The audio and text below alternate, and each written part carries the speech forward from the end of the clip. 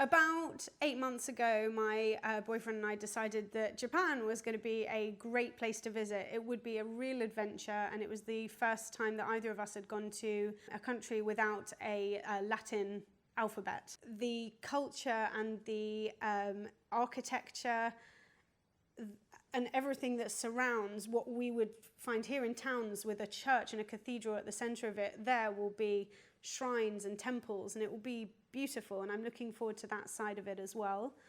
I'm also looking forward to getting epic knives, because Japan is amazing for steel, so I'm going to get loads of amazing kitchen knives, not like stabby knives.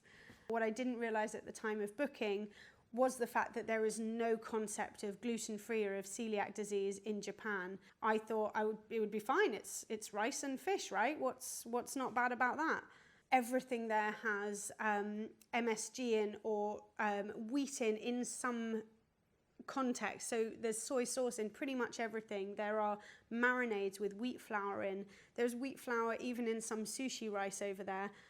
And the difficulty of not being able to explain in English what the problem was would be really taxing. So I've done a huge amount of Japlanning. This is happening. This is actually happening here. I'm doing a lot of Japlanning to make sure that the places where we visit always have something that I can eat, and I'm also taking with a huge amount of food with me. One of the great things that I worked out is that if you are gluten-free or celiac and you need to follow a gluten-free diet and you have a doctor's note explaining your intolerance or your celiac disease, you can, with most airlines, have a little bit more baggage allowance to bring with your own food. So I'm taking with a lot of Illumi ready meal pouches.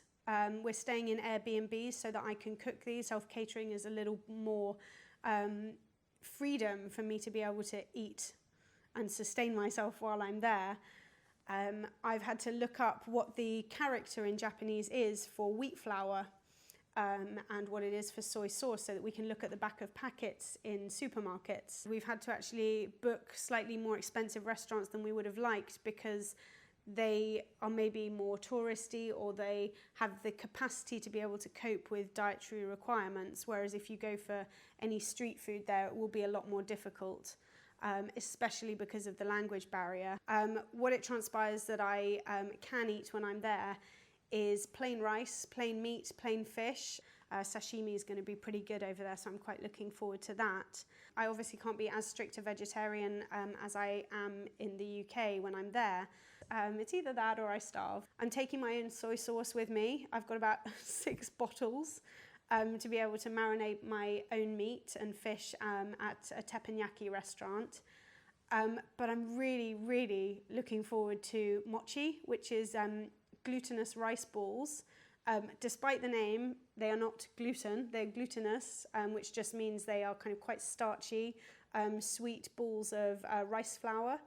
And they're amazing. They're filled with a red bean paste. And if you ever go to Japanese restaurants here, you'll know what they are. They feel like earlobes. They're really cool, and I'm really looking forward to eating basically as many of them as I can fit in my face. So if you've been to Japan, that would be great to know. And if you're going anywhere else and you have any other tips for anyone else, please leave them in the comments below.